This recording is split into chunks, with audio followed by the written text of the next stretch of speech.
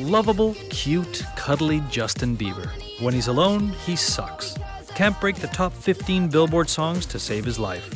But almost every time he partners with an African-American artist, his songs go through the roof. Why is that? And why is the same thing happening on television? Shows that feature a different culture, not just casting, but actual culture, are wildly successful, while 90% of homogeneously white shows fail to break the top 10. This is a video about a new generation of Americans. A new generation that has a completely different view of what's cool, who's cool, and why it's cool. It's intended to help you tap into a new source of inspiration, leverage this new generation's viewpoint, and keep your brand relevant into the future. Relevant for the total market. See, something dramatic has changed in this country. This is not simply another generational gap. This is a radical shift in the way Americans see things, and it comes from a powerful demographic change. In your father's day, the United States was only 20% non-white. For today's Generation Y, it's 44% non-white. As a matter of fact, 51% of babies born in 2011 will be non-white. And in Manhattan, for instance, the birthplace of cool, 20-year-olds are 74% non-white. Although it's astounding, that's not what's truly industry changing. What changes the game for everyone is how culture is created today. Let's go back to music for a second. In 1950, 100% of top artists were white.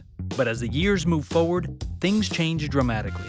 The colored bars highlight multicultural artists, and in the last 3 years, 80% of all music produced and listened to in the United States was by Black and Hispanic artists. But it's not just music that is influenced by these groups, it's even our very own language. Take a look at the dictionary and what new words have been added to it recently.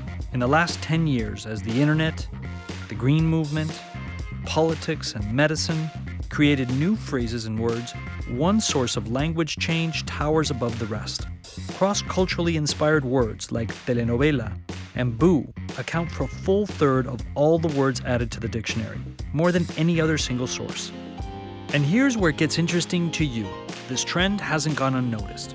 TV producers have been quick to catch on to changing tastes of Americans and are reaping the benefits with large audiences. In 1950, an overwhelming majority of the top TV shows were white. As the years move forward, we start seeing shows with token inclusions of multicultural actors. Basically, a white show, but with a Black, Asian, or Hispanic face thrown in gratuitously. In the 70s, on the heels of the success of Motown, a bunch of TV shows experiment with token-like casting, but that quickly dies away. Tokenism doesn't really interest anybody.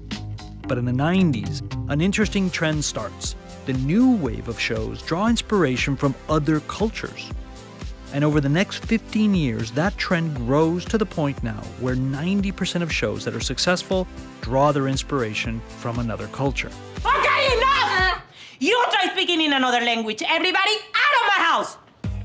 TV producers today realize that to make their shows get big numbers and capture the imagination of Americans, there has to be a different, unique cultural angle.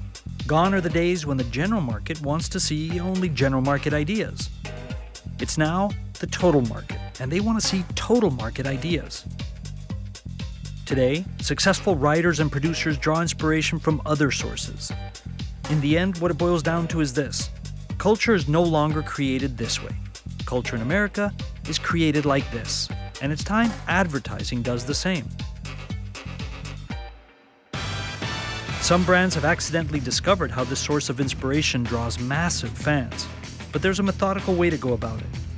Instead of only creating advertising from the traditional perspective of a white middle-class America, draw inspiration from other cultures, the cultures that are creating culture, the cultures that are appealing and irresistibly interesting to your target today.